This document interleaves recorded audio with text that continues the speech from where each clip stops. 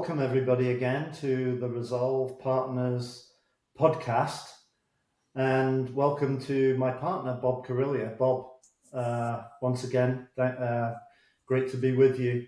I was looking at some of the social media the other day, and, we have all this noise with Trump and the political uncertainty and great big macro events going on. And I was sat there thinking about, as a CEO, how are you reacting to these uncertain times?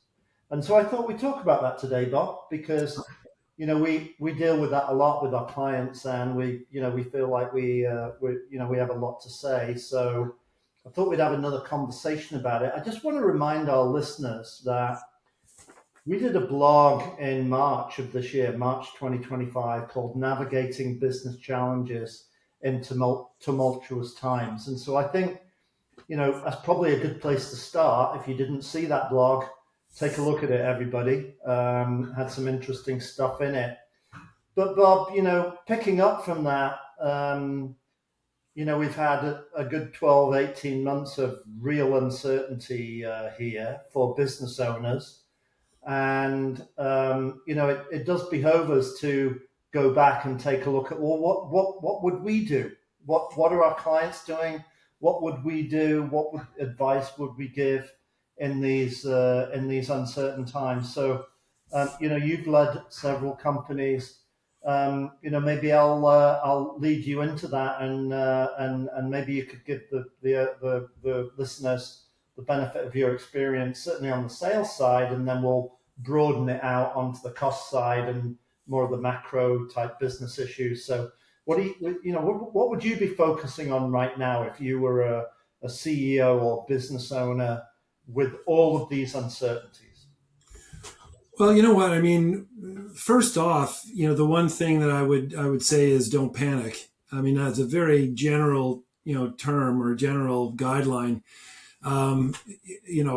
If you and I have been in business, a number of years, and we've seen ups and downs, some man-made, some just the natural cycle of the market and the economy. And, at the end of the day, these are really corrections in the market, and we just have to stay the course, and don't panic and don't do something so dramatically different that you change your business model or you confuse your customers.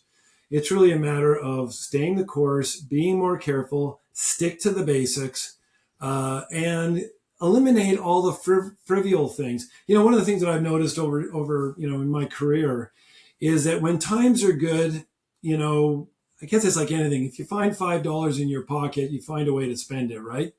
And I think in the market, when things are good, we tend to spend money on I don't want to say frivolous things, but maybe more extravagant marketing plans, or perhaps we hire, additional people just in case, or buy, sign up for certain, conferences and so on that are nice to have, but not need to have. I think what you've got to do is, you don't want to panic by saying, okay, we're going to stop all marketing. We're going to lay off 2/3 of the organization. You've really got to sit there and say, let's get back to basics in terms of what we really, really need to run this business effectively and efficiently. And then if you use that as your guidelines, then you're really not going to make a mistake. It's just a matter of really sticking to the basics and making sure you're not spending, where you shouldn't be. Now, from a sales perspective, as an example, and I've just got I made some notes here, is the same thing for your customers, right? When your value proposition has to be focused. And what I mean by that is it's got to be focused on what a client needs to have versus not what's nice to have. So when you're in your marketing messages, in your sales presentations, when you're talking to clients, focus on the issues that are impacting them.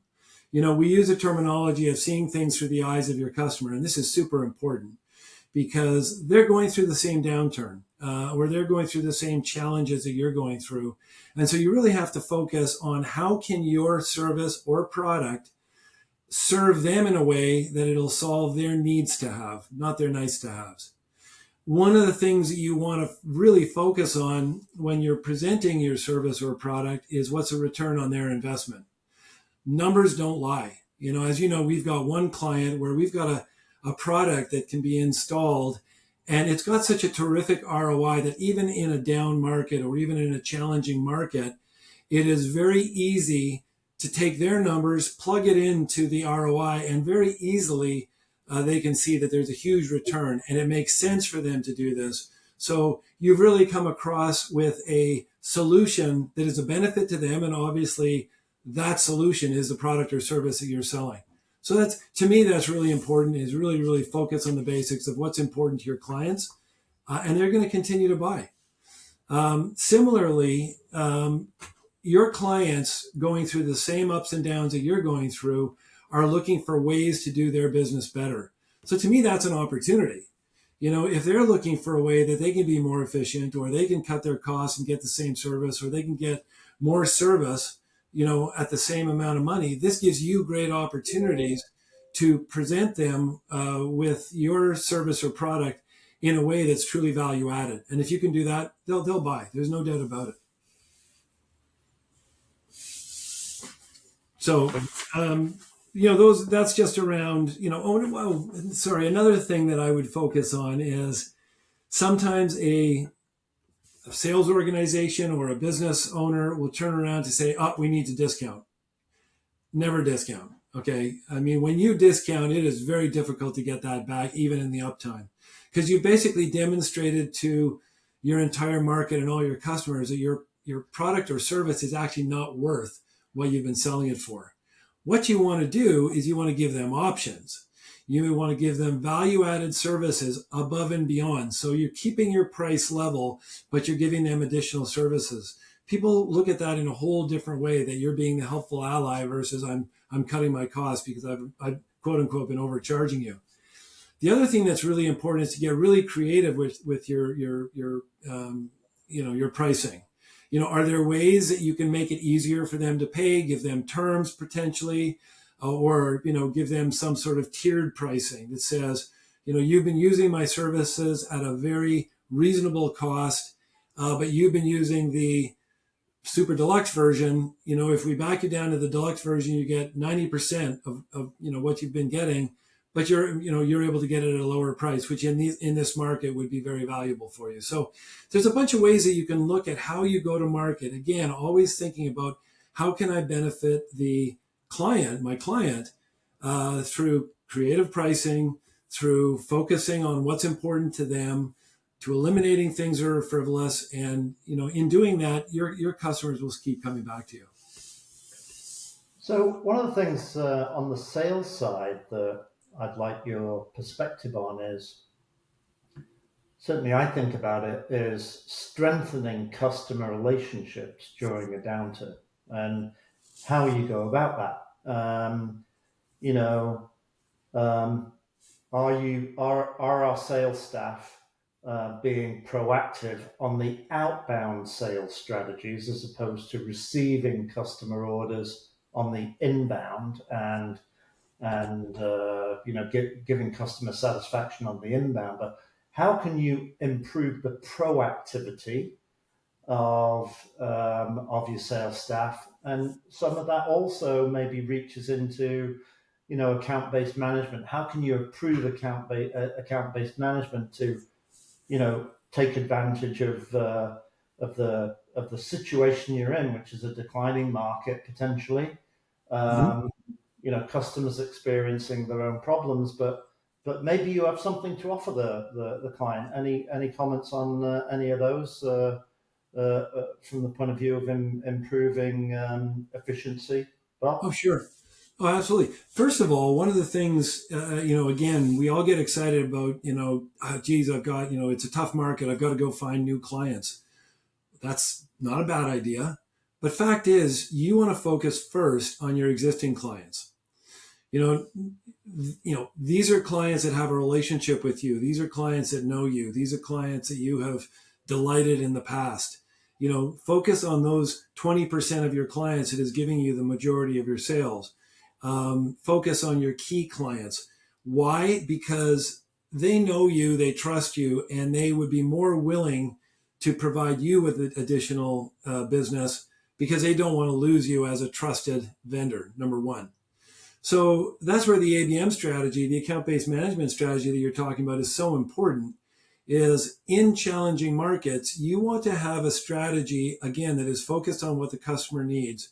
You want to make sure that you've got champions within your organization. Maybe it's your salespeople, maybe it's your general managers who are reaching out to those clients to make sure that, number one, we need to listen. We need to understand what are the challenges that they're facing. Number two, you want to capture everything that they're telling you and make sure you truly understand. Don't assume that because they've been one of your clients for a little while that you know their business. Their business is evolving all the time. You really need to listen to what they are telling you so that you can then customize your offering to absolutely fit their needs. So you've got the current reality that they're now facing. You want to present them with the new reality in terms of, wouldn't it be nice if this is what you were achieving? And then your solution fills in that gap. It is a solution that takes them from the current reality that they're feeling to the new reality that they want to get to. And even if they're an existing customer, again, their world may be changing. They could be having cash flow challenges. They could be having client or customer challenges or HR challenges of their own. So really understanding that and then figuring out how you can not adjust, but how you can show them how your product or services will fill that gap between the current reality and the new reality. That's what a client needs to hear. It's interesting. Statistically, it's well known that customers feel that less than 1/3 of salespeople who are reaching out to them truly do a good discovery to understand what their needs are. And that's an important number. That means there's huge upside to truly going in, doing a discovery, even of an existing customer, certainly a new customer. But right now, I would be focusing on your existing customers and making sure that you're meeting all their needs. Because remember, again, we're all facing the challenges in a down market, and you're going to have some of your competitors coming to your clients trying to do the same thing. So you want to make sure that you've battened down the hatches here and make sure that your clients know that you are absolutely the best alternative that's out there. What about, I'm sure a lot of business owners are worried about the constant information that we're getting on social media about AI and how, you need to adopt it and embrace it for the future. It seems to me there's a lot of efficiencies that could be obtained through applying new technology like AI. Do you think there's any place for that in the sales process? And is that one of those efficiencies that maybe in a bit of a downturn, businesses can take advantage of? Yeah, no, that's a great question. It's interesting. I say this all the time that, 5 years from now, or even 3 years from now, we're going to be reading about a company or an individual who put some strategies in place right now and were exactly the right strategy for that right time, for that customer, for that marketplace. And 2 to 5 years from now, we're going to be reading about them as how their market is taking off. And what they're typically doing is they're coming to the market with a better way of doing something, a better way of delivering a service, a better product, a better service overall. And technology plays such a huge role in that. I mean, we've lived through, the .com boom where, everything was going online and all of a sudden we were starting to focus on websites. Well, you think about it, that was all around 2000. And if you remember, we had the problems of Y2K, moving into the new millennium. Was they were afraid that was going to cause, challenges with the computer systems across the globe. We had a downturn, we had some, the terrible tragedy of 9/11. You had a lot of negativity in the marketplace. Yet at the same point, you take a look at companies who came to the market with new technologies and more efficient technologies and demonstrated how this could improve clients' businesses. And those are the companies that we're reading about today. Those are the companies like, Amazon, like, Google, and so on and so forth. So obviously, in the small, medium business sector, we don't expect that everyone's going to become a Google by implementing the right strategies and, introducing the right technologies. But, it's such a wonderful time that we've got, new technologies like AI. And remember, you don't have to be an expert at AI as a client or as a sales organization.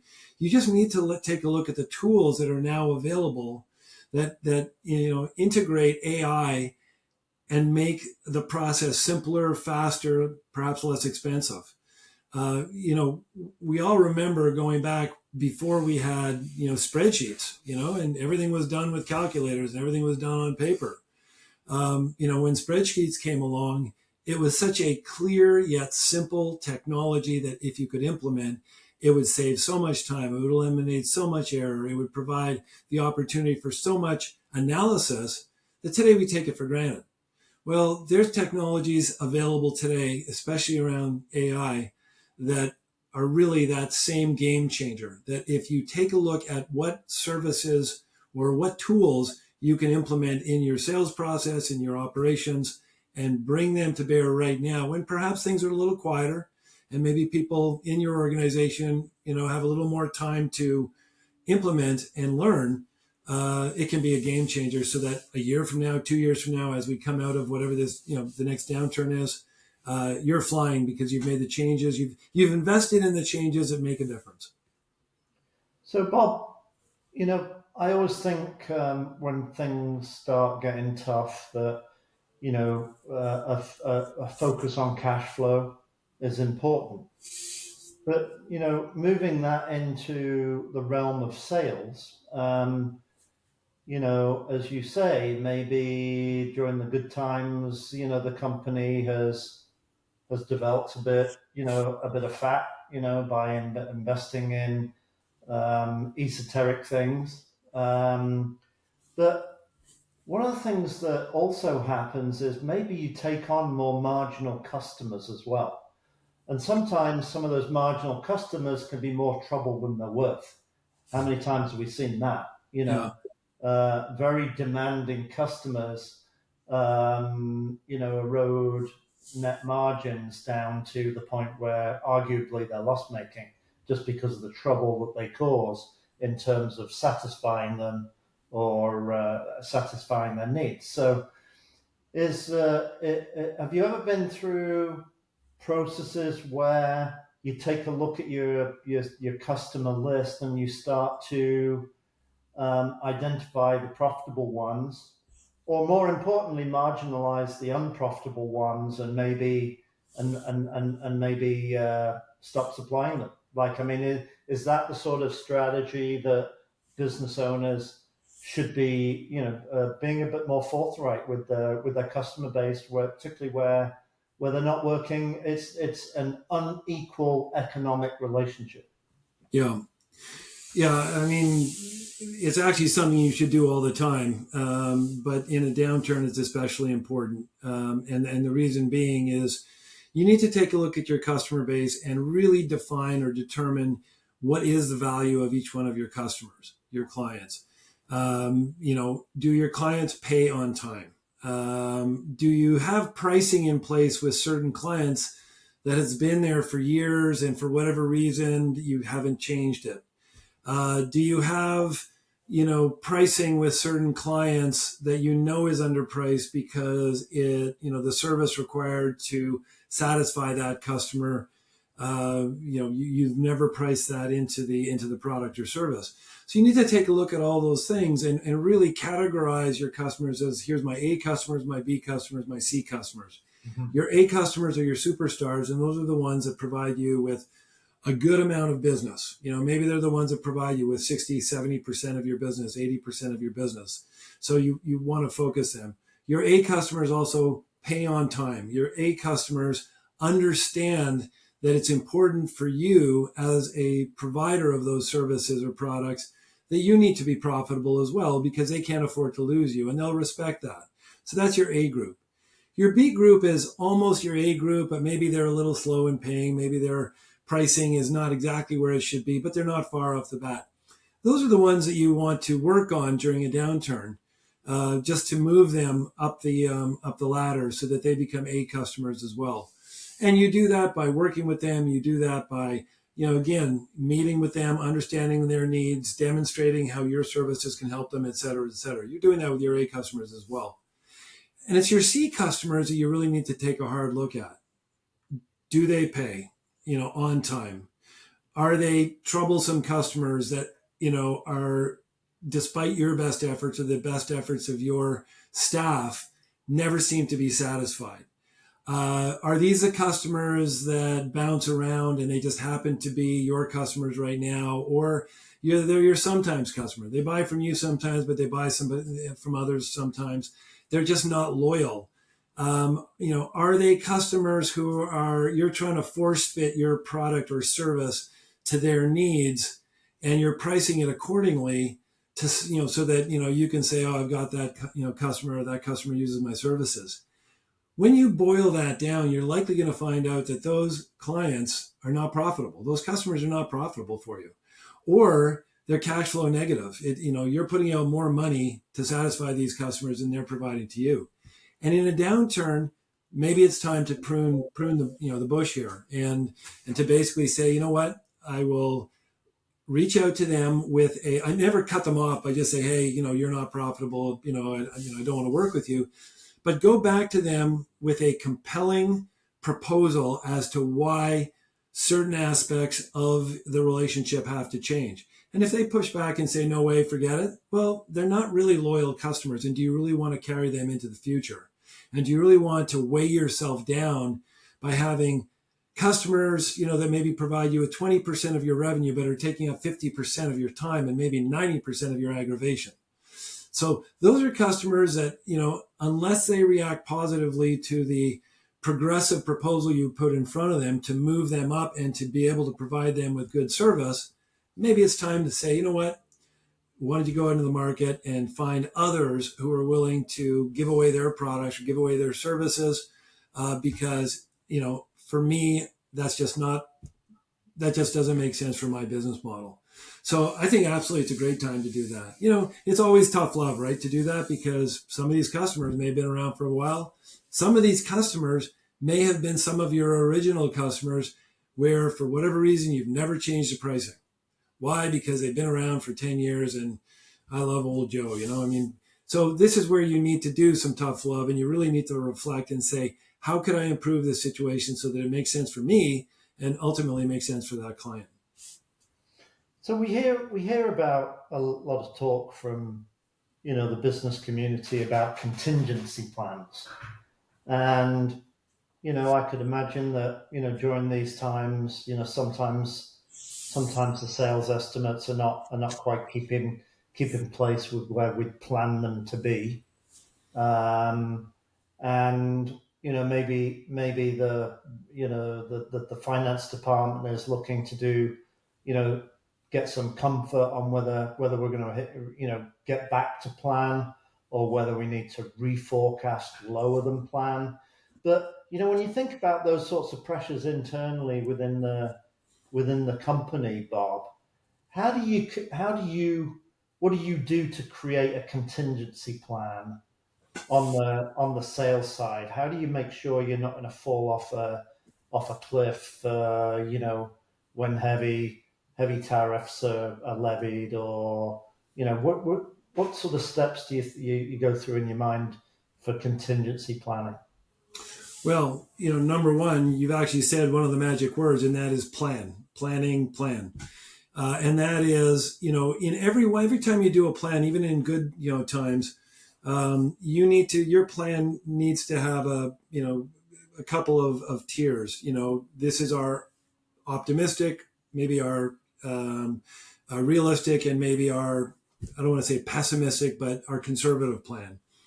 And you need to, within each one of those categories, say, if the market is booming and if sales are are coming home to roost, here are the expenses, and here's the levels of personnel that we can have in place, and so on and so forth.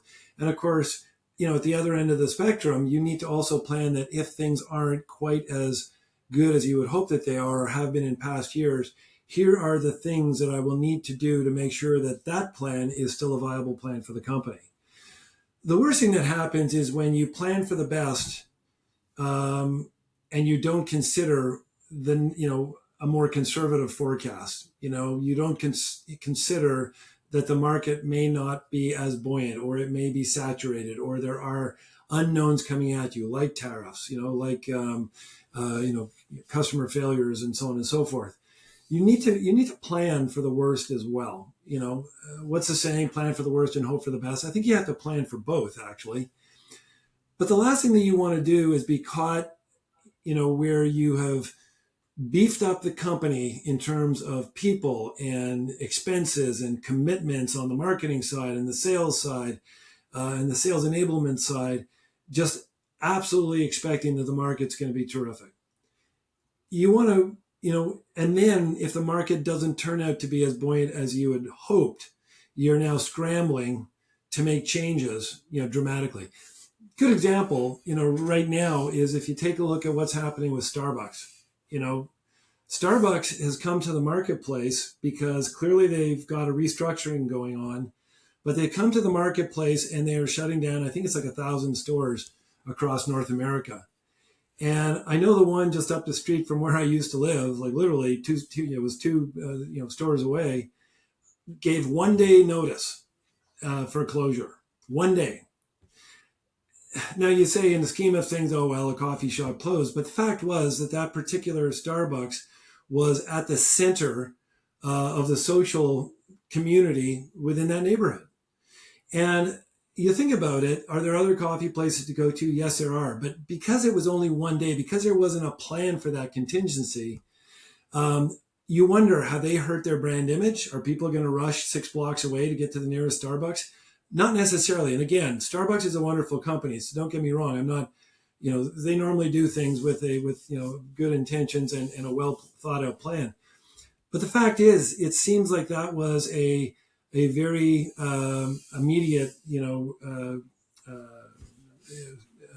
strategy put in place to address, an issue.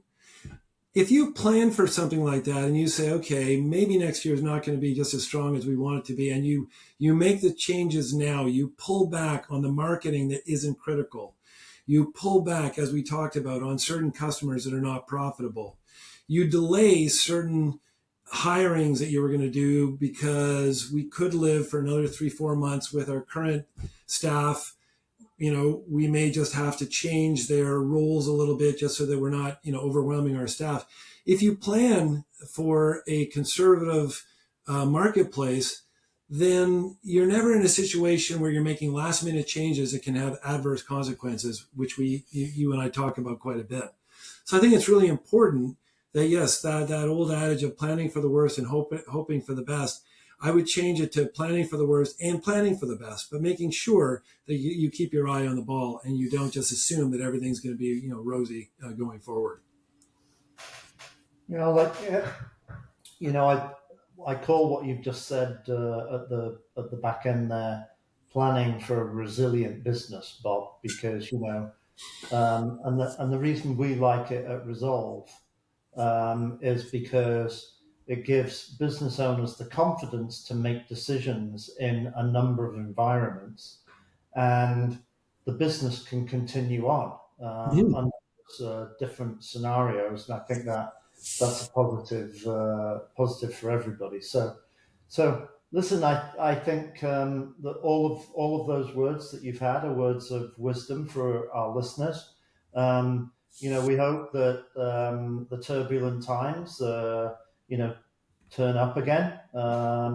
But planning to get through these periods is important for everybody. It's important for the families that are part of the business. Keeping their jobs secure, and it makes for a happy company. So, hoping that all of those points you made are valuable for everybody, and thank you once again. And we'll look forward to our next podcast. No, thanks, Steve. This was great. I'm glad we were able to share these ideas. And again, many of these ideas make sense even in an up market. But certainly, they have their place, in the uncertain times that we're living in right now. So hopefully people do, get some benefit of that, and appreciate the conversation as always. And if our readers want to take a look at that blog in March, Navigating Business Challenges in Tumultuous Times, they can find it at www.rizolve.ca. That's RIZOLVE.ca. And we look forward to communicating next time. Terrific. Thanks, everybody.